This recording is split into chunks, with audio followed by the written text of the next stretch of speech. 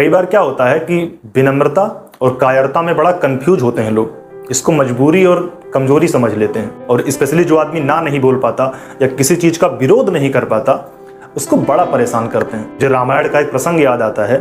3 दिवस तक पंथ मांगते रघुपति सिंधु किनारे, बैठे पढ़ते रहे छंद अनुनय के प्यारे प्यारे।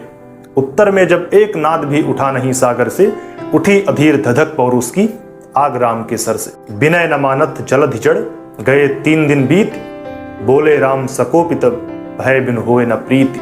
जब 3 दिन तक लगातार प्रार्थना करते रहे, समुद्र से रास्ता मांगते रहे, लेकिन जब प्रार्थनाओं का कोई असर नहीं हुआ तो राम को क्रोध आ गया और कुपित होकर बोले कि भय के बिना प्रीति संभव नहीं है। मेरा धनुष और बाण ले आओ, आज मैं अग्नि बाण से इस समुद्र को जलविहीन कर दूंगा। और उसके बाद क्या हुआ? सिंधु देह धर त्राहि त्राहि करता आ गिरा शरण में, चरण पूज दास्ता ग्रहण की बंधा मूढ़ बंधन में। धनुष और बाण उठाते ही समुद्र ने राम की सेना को जाने के लिए मार्ग बता दिया।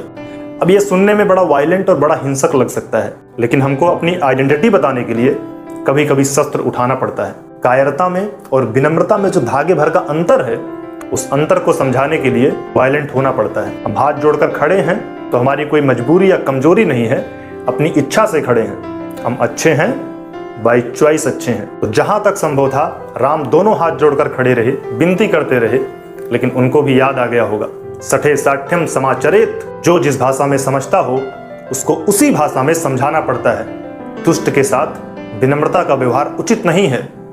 उन्होंने अपने दोनों जुड़े हुए हाथ खोल दिए, उठा लिया उन्हीं हाथों में शस्त्र और हमको जीवन का सबसे महत्वपूर्ण पाठ पढ़ा दिया कि सच पूछो तो सर में ही बसती है दीप्ति विनय की, संधि वचन संपूज्य उसी की, जिसमें शक्ति विजय की। कि संधि उसी की स्वीकार्य होगी, इसमें विजेता बनने की ताकत होगी, शक्ति होगी।